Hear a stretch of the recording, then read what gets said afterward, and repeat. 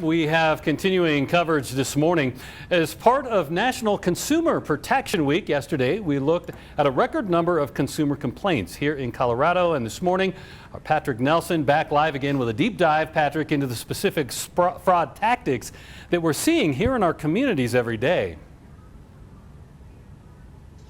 You know, when our phone rings, most of us will rely on the caller ID on our phones to decide whether or not we're even going to answer that call. The problem is the fraudsters know that. So they're actually hiding behind legitimate phone numbers, hoping that you'll answer. These are called spoof calls, and they are not only frustrating, but can be costly if you're not careful. Take a look. Investigators say the crooks are banking on you engaging with them if they get you to pick up the phone. So they're using apps and software to disguise their phone number as a legitimate one you might trust. In Colorado Springs, I talked to a woman named Susan. She says her caller ID recently is lit up for medical providers like UC Health, Fort Carson, and even the Air Force Academy. But when she answers, she often identifies a scam.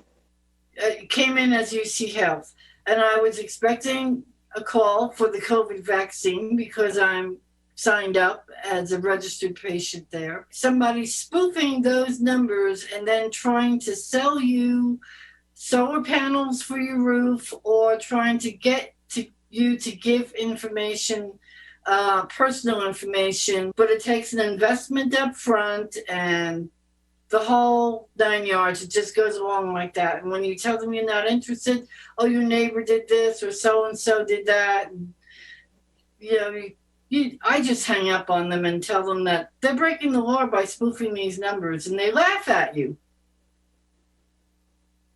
If you still aren't convinced spoof calls are a problem, look at some of these numbers. Experts say 58 to 60 million of these calls go out to people in the U.S. every year. That breaks down to roughly 113 calls per person. Investigators say the scam callers are going off of marketing research that says if you see a number on caller ID that you recognize or identify it as a local number, you're 60% more likely to answer that call. So now that we've identified what a spoof call looks like and even what the scammers might sound like on the other end of the phone, coming up in just a bit, we're going to hear from one of our fraud experts with the do's and don'ts if you find yourself on the other end of one of these calls, plus why law enforcement investigators have such a tough time taking down the folks that are behind these calls. So much more to come a little later this morning.